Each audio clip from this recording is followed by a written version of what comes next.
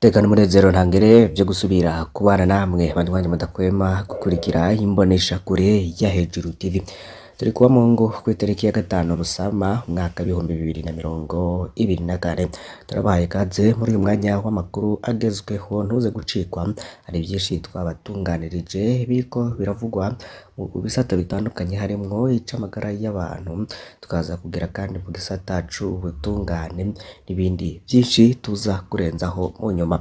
Turwaye ikaze rero ntuze gucika aho dukurikira mu Burundi hore mu bice bitandukanye ku mugabane wa Afrika, muri EAC, mu gice c'ubumanuko ca Afrika, mu gice c'uburengero ca Afrika, no mu gice c'uburaruko ca Afrika.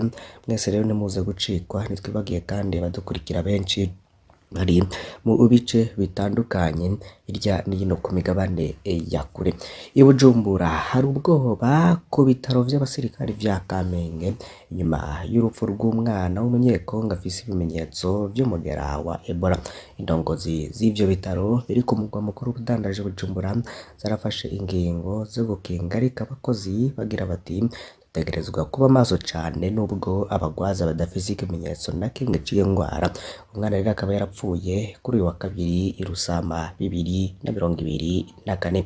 Iyo nkuru tukaza kuyirambura ku buryo mu kanya gatoyi mose muza kuyumviriza. Naho Liga Iteka iriyamiriza irementanya rishobora gukorwa ryo kwerekana abakoze ubwicanyi burenga 1,500 mu myaka 3. Mu cegeranyo c'iryo shirahamwe rero giteye ubwoba Liga Iteka riboneka nk'irishavuye rivuga ko hari ukudahana hamwe no kudashira ahabona inkozi z'ikibi ku butegetsi bw'umukuru w'igihugu Evariste Ndayishimiye. Iyo nkuru nayo mu kanya gatoyi mukaza kuyikurikira ku buryo burambuye. Turaza kandi kugaruka mu gihugu c'u Rwanda imahamaho y'ingwara y'amaso y'imbwa igisibije none imiti isa niyaheze mu bubiko. Muri iyo kambi ya Mahama mu Rwanda harimo impunzi z'abarundi benshi haribonekeza ingwara y'amaso, imiti ifasha kuyivura ikaba isa niyaheze mu bubiko. Navyo twabibateguriye. Vyonda kuri subscribe canke sabone niba utari wafyondako ubugendo kubisangiza bagenzi bawe kugira badacikwa n'amakuru tubagezaho. Iyi ni Hejuru TV, turasubiye kubaha kaze. Twabibabwiye mu buryo bw'ipfunyapfunya hari ubwoba bwinshi ku bitaro vy'abasirikari vya Kamenge nyuma y'urupfu rw'umwana w'umunyekongo afise ibimenyetso vy'umugera wa Ebola. Uwo mugwayi yari afise hagati y'imyaka 7 n'8, yaturuka mu gihugu kibanyi ca Congo nk'uko amasoko mu bitaro vy'abasirikare mu Kamenge yabitangaje. Yapfuye agishirwa mu bitaro. Ibimenyetso vy'uwo mwigeme nuko yava amaraso mu mazuru no mu kibuno, nico gituma twagize ubwoba, niko ayo masoko yacu avuga. Uwo mugwayi rero yari yakiriwe mu gisata c'indembe c'ivyo bitaro. Abantu bashika 5 barakoranye ko nawe baciye bashirwa ukwabo amasaha atari make. Amazu yarimwo igisata c'indembe no mu micungararo yarabombwe aranakorobwa. Abo bantu rero bararungitswe muhira. Ibipimo vyarakozwe ariko basanze ibikoresho vyo gupima bidakwiye. Inyishu zirindiriwe ku munsi wa kabiri uza, niko rero bimenyeshwa n'amasoko yacu yongera agira ati nubwo twagize ubwoba abagwaza nta bimenyetso na bimwe vy'iyo ngwara ya Ebola bari bafise. Kubw'umwe mu baforoma nyina w'uwo yapfuye ariko arahabwa imiti yo gukinga. Amasoko yacu avuga ko uwo mwana yari yugaraniwe mu nzu iwe kuva kuwa 25 ntwarante guheze, umunsi yatangura kubonekesha ivyo bimenyetso. Mu Burundi rero nta murwayi n'umwe haratangazwa n'abajejwe igisata c'amagara y'abantu ko yishwe n'uwo mugera wa Ebola.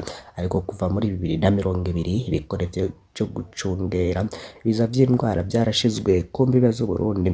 Abakozi b'ubushikiranganji bw'amagara y'abantu bararungitswe kugira ngo bagenzura abagwanyi mu ntumbero yo gushira ukwabo ingenzi zifise ibimenyetso vy'indwara zandukira nka Ebola ndetse na Covid.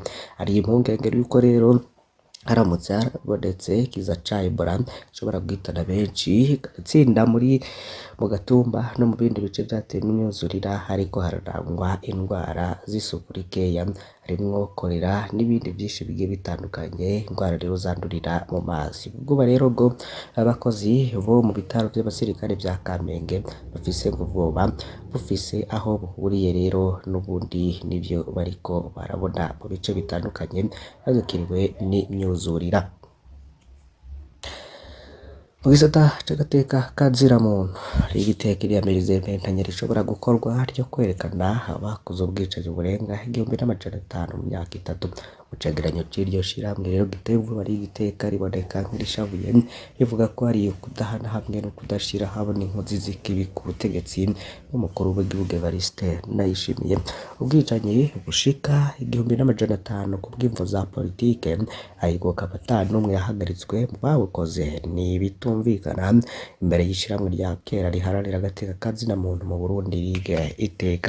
Ikiganiro c'iryo shiramwe rero ku bijanye n'agateka ka zinamuntu n'umutekano mu Burundi cisunga cane ibiziga vy'abantu bishwe bitorwa ntibimenyekana ariko bigaca bihangwa gihutihuti atamatohoza namwe akozwe.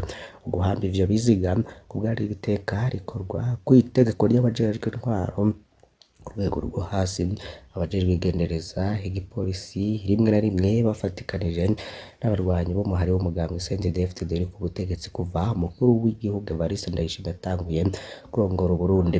Ico cegeranyo gitanga uburorero bushaka kwerekana ko uwo mugenzo w'imonogoje wo guhamba ibiziga bitowe woba ari uburyo bwiyumviriwe bunashirwa mu ngiro n'abakorera ubutegetsi. Uburero bw'iciro bw'abajejwe intwaro n'abajejwe umutekano harimwo abakozi bigendereza n'igipolisi bashira mu ngiro iyo nteguro barandikwa muri ico cegeranyo kubwari igiteka kuva aho umukuru w'igihugu Ndayishimiye cigiye ku butegetsi kuva muri Ruheshi 2020 abantu benshi baratakaje ubuzima mu buryo butandukanye kandi akenshi ubutegetsi ntibwerekane gushaka kwabo ko kugwanya ubwo bwicanyi. Ubwicanyi butandukanye abakozi ba leta barabifisemo uruhara ubicwa benshi biragoye cane kumenya nimba ata kuboko k'ubutegetsi kunyegeje inyuma ariko leta rero ntiyemera kugira ico ikoze ku bwicanyi buguma bwisubiriza kandi bwabaye bwinshi maze bukinke. Ariko rero bitangazwa na Charles niko yagize arongoye Ligue Iteka. Ikindi rero ritarinze kudondagura ivyakozwe ubutegetsi bwa Gitega bwarashizeho ibikenewe vyose kugira ngo bugarwe urubuga hananyegezwe ubwicanyi bukorwa. Hari igiteka rero ashoboye guharura abantu 2,291 bishwe harimwo 247 kanagurwa ryabo rero ryegekwa ku butegetsi. Abantu rero 1,188 bishwe n'abantu bataramenyekana benshi muri bo bakaba bahamwe ku itegeko ry'abakozi ba leta kandi atamatoza n'amato yakozwe. 176 barapfiriye mu bitero by'abitwaje ibigwanisho. Afatiwe rero ko bivugwa na Shera niko yagize ivyo biziga by'abantu bishwe n'abantu batamenyekanye bisa n'ibidatera umutima uhagaze ubutegetsi bw'Igitega ariko bufise uburyo bwose mu bijanye n'ibikoresho amafaranga igipolisi ubutungane kugira ngo hakorwe ayo batohoza. Nuko rero vyerekanwa n'urwo rwandiko ntara za Gitega hagati mu na Cibitoke buraruko bushira uburengero izo zishwemwo abantu benshi hamwe hakaba hishwe 398 ahandi 278 ku ntara ya Cibitoke. Igiteka ryari ryagumye ritabaza ko iyo ntara ishobora kuba nk'itongo rihambwamwo ibiziga bitorwa muri iyo ntara. Ibiziga vyinshi bitorwa mu cugara y'uruzi Rusizi cane ururimi rwa komine Buganda rimwe na rimwe rero bibohanije ari bibiri canke birenga niko bimenyeshwa na Anshere niko yageze muri iyo komine. Bishi mu biziga rero vyatowe vyahambwe gihutihuti ku itegeko rya musitanteri wa komine Pamphile Hakizimana rimwe na rimwe rero afatikanije n'igipolisi hamwe n'abadwanyi b'urwaruka rw'imborera kure niko uwo munyamashirahamwe atangara. Ikibazo rero gikomeye abajejwe gukora amatohoza bo muri Giteka bibaza ariko kitaronka inyishu n'indaho itegeko abajejwe intwaro hasi n'abajejwe umutekano harimo igipolisi gendereza sirikare n'urwaruka rw'umugambwe uri ku butegetsi kwihutira guhamba buri kiziga atamatohoza akozwe. Dushaka leta itwereke nimba inzego zayo zitari inyuma y'ayo mabi ikore naho yoba ari itohoza y'inkuru ndende niko Anshere niko yagize ashikiriza. Yavuze rero no kubihu hamwe n'irementanya umugambwe uri ku butegetsi CNDD-FDD buvuga ko hari ububeshi bukorwa Reveriyende kuri yarabigarutse mu kiganiro yahaye n'abamenyesha amakuru mu ntara ya Ngozi haraheze n'iminsi mikeya.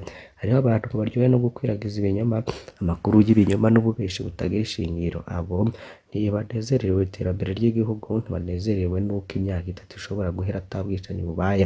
Nta kindi bakora atari ukugurisha ibiziga uba bafasha. Niko Reveriyende kuri yo yagirije.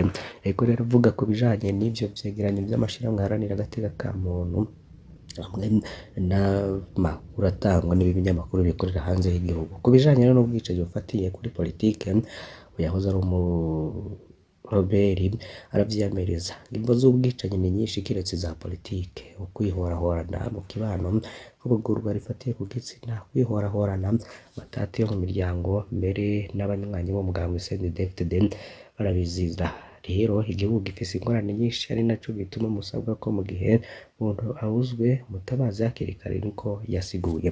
Abungere ba Kiliziya Gatolika rero babona icuka kibi ca politike ko kimeze nabi nkuko bari mw'ishamba aho igikorwa kinini kirya gitoya.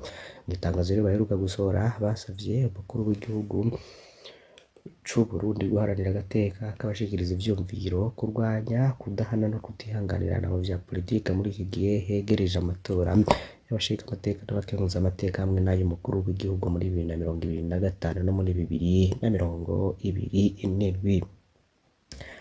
Mu gisata c'impunzi, ingwara y'amaso y'imbwa irabangamiye impunzi zo mw'ikambi ya Mahama mu Rwanda, ikaba tuma amaso atukura kandi uyarwaye akababara cane ashaka kwiyagaza. Inyuma rero y'indwi 2 indwara yibonekeje abayirwaye ni benshi cane, uraje ukuntu baza kwa muganga kandi biragoye kubasigurira ikitera. Ibimenyetso biranga n'amaso atukura, ibirashi, kuribwa mu maso, kuvyimba, ibigohe.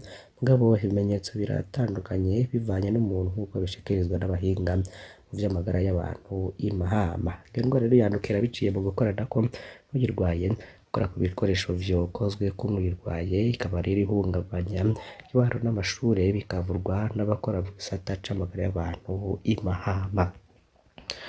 Naha duhereje amakuru twari twabateguriye muri iki gitondo, mbasabe kugira ngo ntimuze gucikwa n'ibindi tuza kubagezaho. Iyi ni Imbonesha kuri ya Hejuru TV, Imana ibahezagire.